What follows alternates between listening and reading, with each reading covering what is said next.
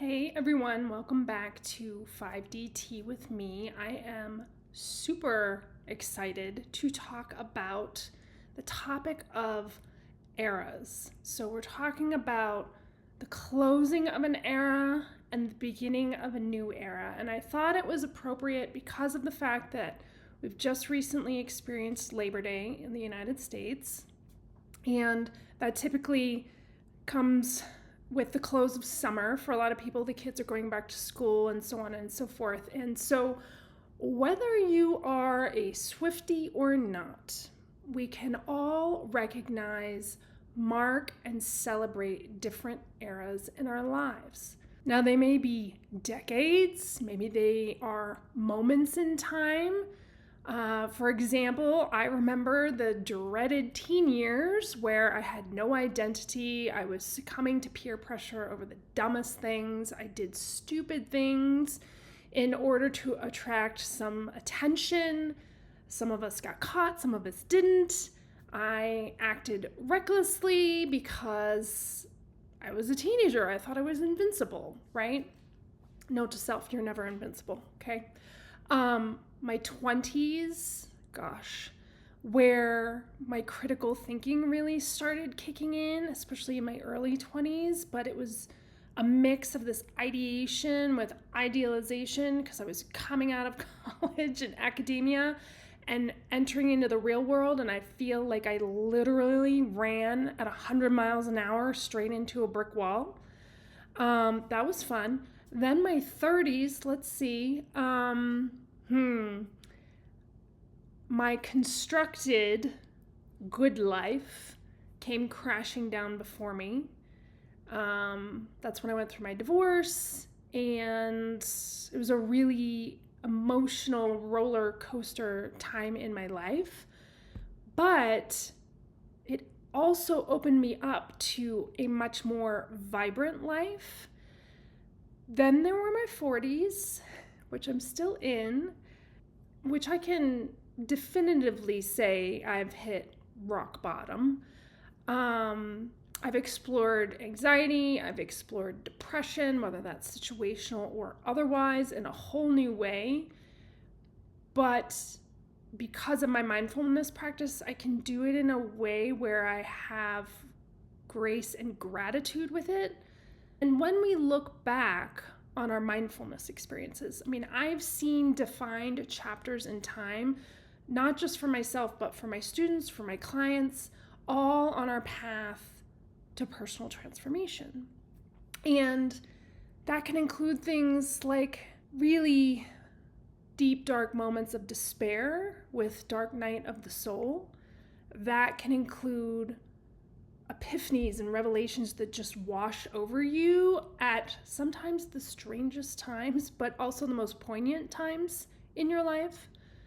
Connection and community and finding true belonging while simultaneously allowing and seeing other relationships fall away because suddenly that you realize that your foundation wasn't as strong or as stable or as secure as you thought it was. A sudden recognition and realization that you have regulated your nervous system, maybe even for the first time in your life, or at least that you can remember. An awareness where your journey may have plateaued, but being able to find some joy and freedom in the fact that you get to breathe in that space, you get to rest and relax in that space, because this journey can often feel exhausting sometimes. And then that day and that anxiety anticipation of when you're going to level up next, the exhaustion, again, that creeps in from leveling up so much, and the desire to rest, the restlessness from the rest, and the desire to level up again. The peaks and the valleys, the peaks and the valleys, the peaks and the valleys that never stop coming. Where's the balance? Trying to find that era in your life, which has been an entire lifespan for me, of where is the balance? Will there ever be balance?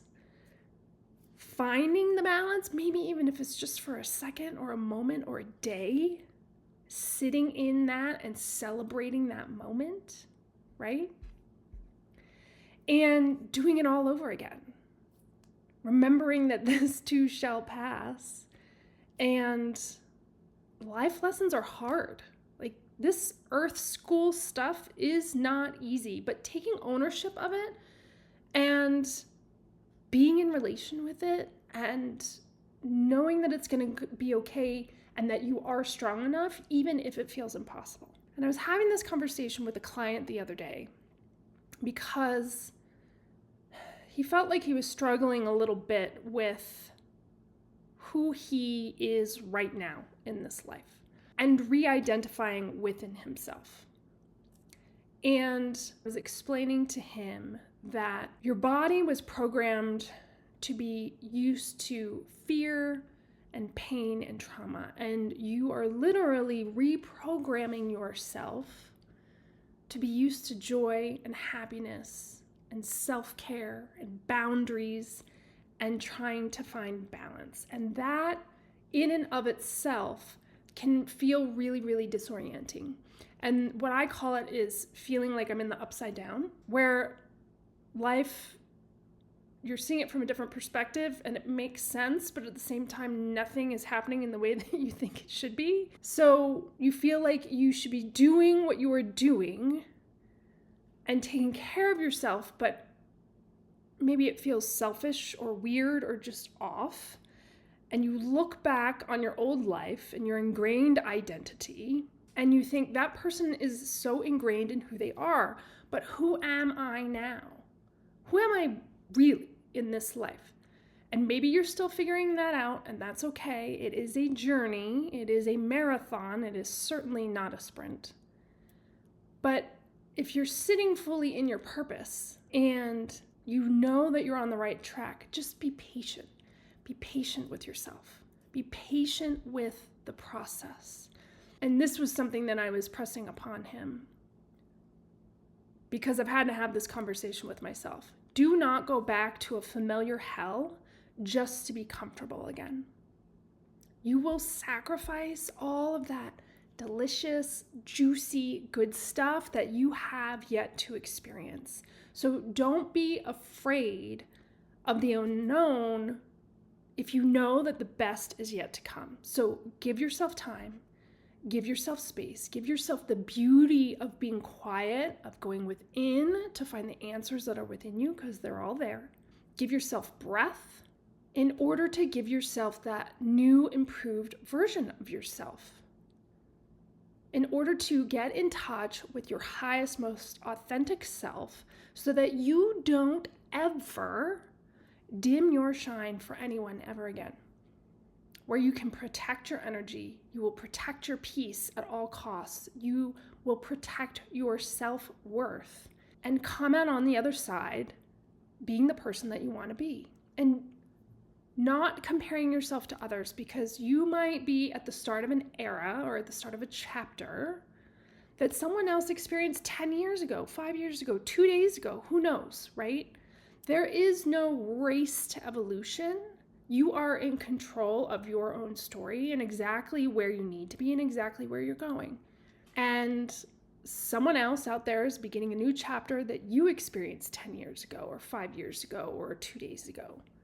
So don't let imposter syndrome or self-doubt take over and kind of run you off course. Stay focused on your true north always. And I think for myself, and also for this particular client, be the cycle breaker.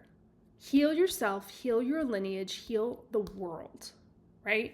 Heal yourself, heal your lineage, and heal the world. Too many of us have been persecuted, abused, or silenced throughout lifetimes, including this one, for far too long. The time is now for you to find your identity, for you to find your voice, for you to sit on the throne of who you have come here to be, because you are sovereign. Joy is your birthright. So keep pushing, find the love, find the light. And the only way you can find the love and find the light is if you're sitting in darkness. And sit in gratitude even when you don't think you can find any. Don't give up. Don't give up on your purpose. You weren't just plopped into this matrix randomly, even if it feels that way sometimes. There is a divine plan. So until you can align with it, continue to work on yourself. Nobody said transformation was ever going to be easy. I can attest to that. But you have to remember that you can't feel the magnitude of love without first knowing what something like hate feels like. You can't feel the colors of joy if you don't also know what despair looks and feels like. You can't feel the elation of abundance without knowing what scarcity feels like. And the list goes on and on and on. So all of this to say, and for those of you who have been following 5DTs with me, I'm probably a little more pumped up than normal. That is because I have been going through some particularly deep stuff of late. And I think it's important for you all to remember that your practitioners and the people that you work with, we're not infallible. We still have lives and ups and downs and our own peaks and valleys and things that we're healing from in order to heal others. And that's okay, right? But I had to go real deep in order to come out with a better understanding of why things have been the way they've been and were the way they were. And it was a real revelation because I went deep, I got quiet, I got real introspective. I worked with the energies that are at play right now, which are asking us to go deep and to get introspective and to find the answers within. And the coolest part for me is that as I was coming out of this funk, if you will, I came out of it knowing exactly how I also wanted to take this into my business and elevate my offerings for my students and for my clients.